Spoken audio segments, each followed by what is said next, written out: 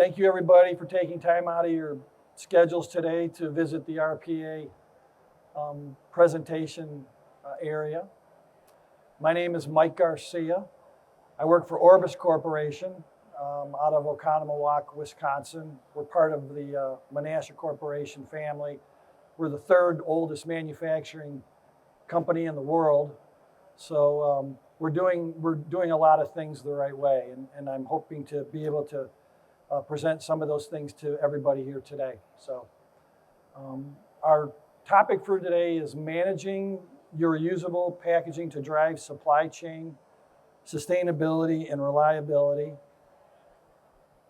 So just a couple of statistics before we really get into the meat of the presentation. Reusables help companies build a more sustainable brand. And these are some statistics that we found. 90% of consumers want companies to do more than just profit.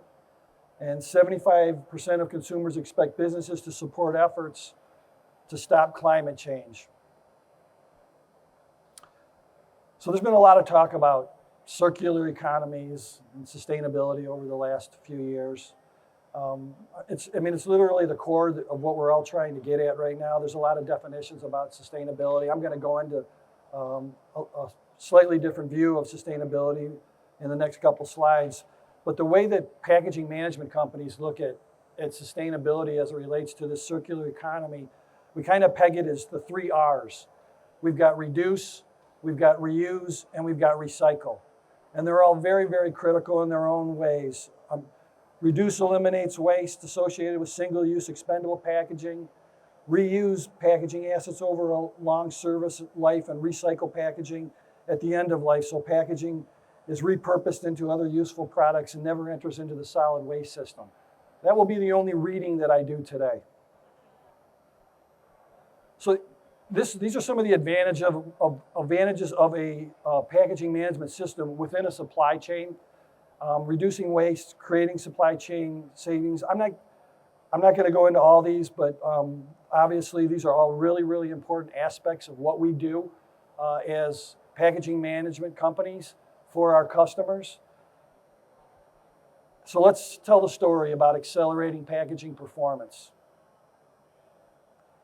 The power of packaging management. I consider this to be a solution-based slide. So when we talk about supply chain sustainability, we're really talking about collaborating and cooperating with our customers, our suppliers, our internal customers to determine whether it works, how well does it work, and how long will it work. Then you move over to supply chain reliability. Well, without reliability, you're not going to be able to build the relationships that you want. Your processes that you develop with your customer, for your customer, have to be repeatable, they have to be robust, they have to be reducible. Am I missing any RE words? Feel free to throw them out. So anyway, those are the keys to reliability. Without that, you don't have any relationship viability. And supply chain intelligence, the way that we look at it is it's more of a report card. A lot of companies that I've worked with in my 20 years in the packaging industry are very, very data rich and very, very information poor. So in order to bridge that gap, you have to have great systems to be able to take that information and be able to report out on what value are you actually delivering to your customers. I call it the report card. So that's the intelligent part of supply chain sustainability. Now let's move on a little bit further. So packaging management drives supply chain sustainability, reliability, and intelligence, as I just mentioned to you. So the slide on the left, I'd like to get has anybody ever experienced this in their businesses or in the plants that they've ever walked through? And if you have, I'd like you to raise your phones, because we're not raising hands anymore, we're raising phones. Got one? Got phones? Okay, well, we got some honest people out there that have been in that battle zone. So what we try to do is we try and move from chaos to order. And how does it work? Well, this is without packaging management. So if you look at the chart, and look at the graph, you've got all these red arrows. These red arrows are basically, you could put dollar signs on every one of those red arrows. Those are leakage points within the supply chain when you don't have a managed process. Your efficiency is limited, and that guy on the right, that's been me many times. Trying to figure out how to do it right, how to get it right, how to keep it right. So without packaging management, remember, the results in chaos are, we need help, big time help. So what do? Packaging management.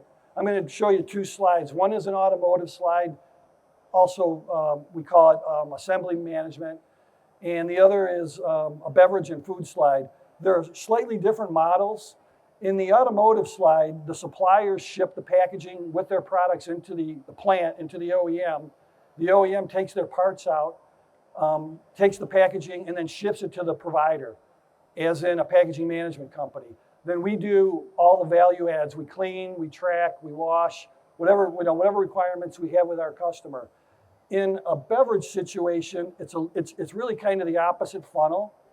So the suppliers and the fillers, they ship the packaging to a service provider like us, and we clean the packaging. And in this particular industry, there's a lot of cleaning and a lot of automation associated with the services that we provide. And then once we get the packaging ready for use, we ship it to our customer. And then they ended up shipping it back out to the filler. So if you think about a funnel, it's really kind of the reverse of the funnel. With this type of a system, you get order and you get positive results. So the value of packaging management, I'm not going to go through all these bullet points. There's quite a few, and the issue or the message that I'd like to give is if we're constantly looking at trying to make improvement for our customers, to drive out costs, to make continuous improvement, we're always going to be creating value. These are just a list of values that packaging management companies currently provide to our customers. And like I said, I'm not going to read through those, but I mean, extending the useful life of packaging, very, very important. Helping the customer manage their overall packaging spend. It's a very, very collaborative relationship. You have to do a lot of information sharing in order to get to that sweet spot to understand what they need and what we can actually deliver. So how do you get started? You identify the services to support your business. When you're working and talking with your customers, you need to find out where their pain points are. You need to find out what are they currently doing. Are they in reusables? Are they in wood? We spend a lot of time not only managing packaging, but we also validate whether or not there's an opportunity to get our potential customers to convert from whatever they're using, wood, cardboard, to a plastic solution. So in these three buckets right here, you've got packaging management, which is where we do that. That's the physical part of managing packaging in the supply chain. That's setting up a warehouse, receiving the packaging, inspecting it, cleaning it, sorting it, tracking it. The asset management piece is a little bit more of the softer side, involves more of the technology, where we're doing planning with our customers, we're doing inventory management. Depending on the size of the supply chain and the number of users, you could have one customer, take an assembly plant, an automotive assembly plant as an example. They could have maybe 100 to 200 suppliers.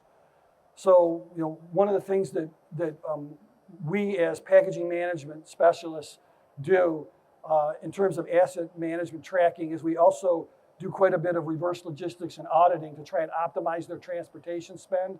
And when I say auditing, that means going out to their suppliers and literally doing boots on the ground, finding the packaging for them, helping them keep everything extended and keep the velocity going.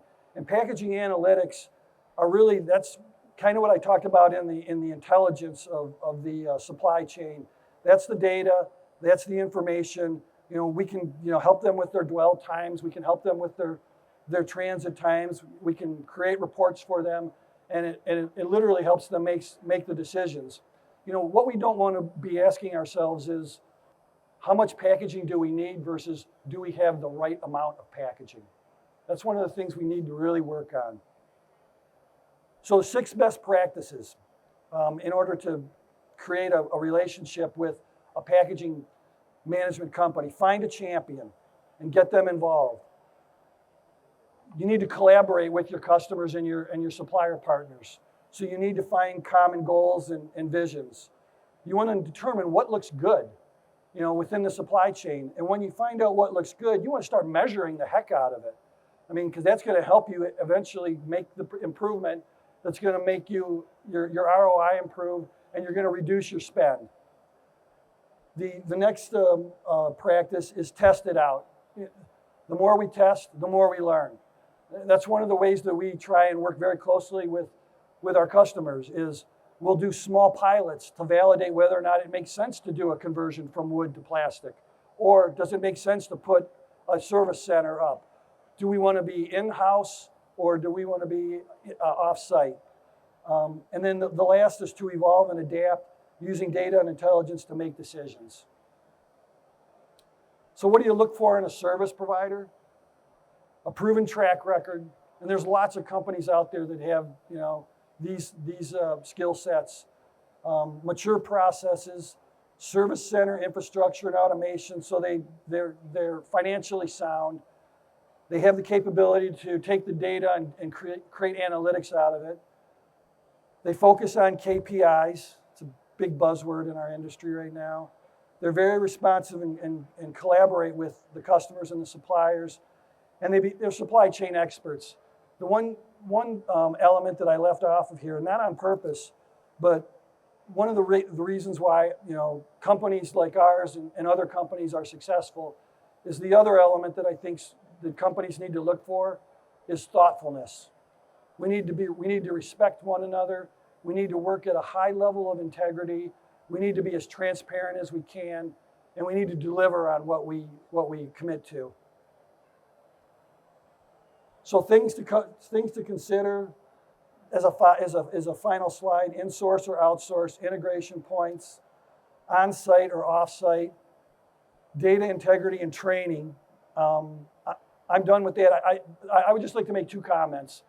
I'd like to thank all the presenters that came here this week, took the time, put these decks together, tried to share their knowledge with you, with everybody that's been coming through the RPA Learning Center.